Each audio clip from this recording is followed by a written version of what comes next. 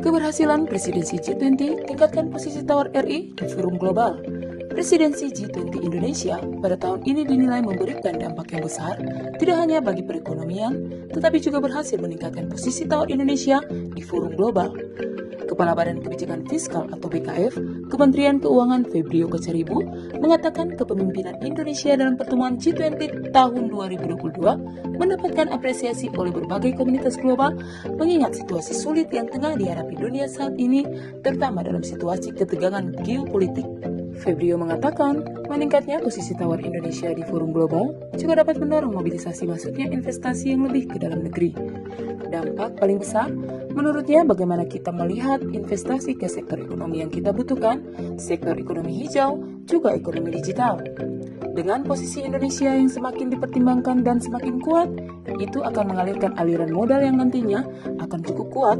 Meskipun beberapa rangkaian pertemuan negara G20 di bawah presidensi Indonesia tidak menghasilkan komunike, namun pemerintah berhasil mendorong mobilisasi, pendanaan, dan kerjasama di tingkat global.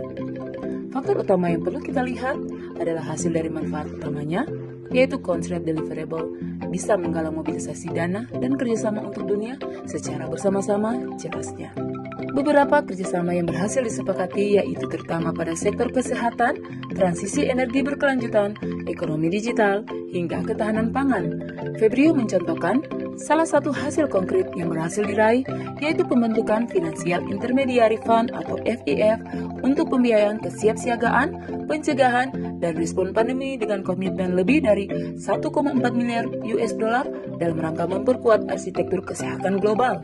Senada dengan Febrio, Ketua Kamar Dagang dan Industri atau Kadin Indonesia, Arsyad Rashid, juga optimis Forum B20 yang merupakan rangkaian kegiatan G20 2020 akan bermanfaat bagi sektor ekonomi dan bisnis Indonesia.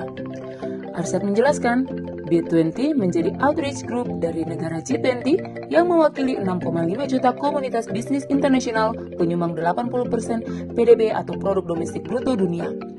Dengan angka yang besar itu, Indonesia berpeluang menarik investor dengan segala potensi yang tersedia. Arsyad menjelaskan, setidaknya ada 4 manfaat yang bisa Indonesia raup dari kegiatan B20 Indonesia 2022. Pertama, Indonesia dapat mendorong agenda-agenda berkelanjutan melalui rekomendasi kebijakan untuk pemulihan ekonomi global. Kedua, Indonesia dapat membuka potensi pertumbuhan ekonomi negara berkembang. Ketiga, rangkaian konferensi B20 yang diselenggarakan offline di Bali pada pertengahan November ini berpengaruh besar pada peningkatan sektor konsumsi, MICE atau Meeting Incentive, Convention and Exhibition, dan pariwisata.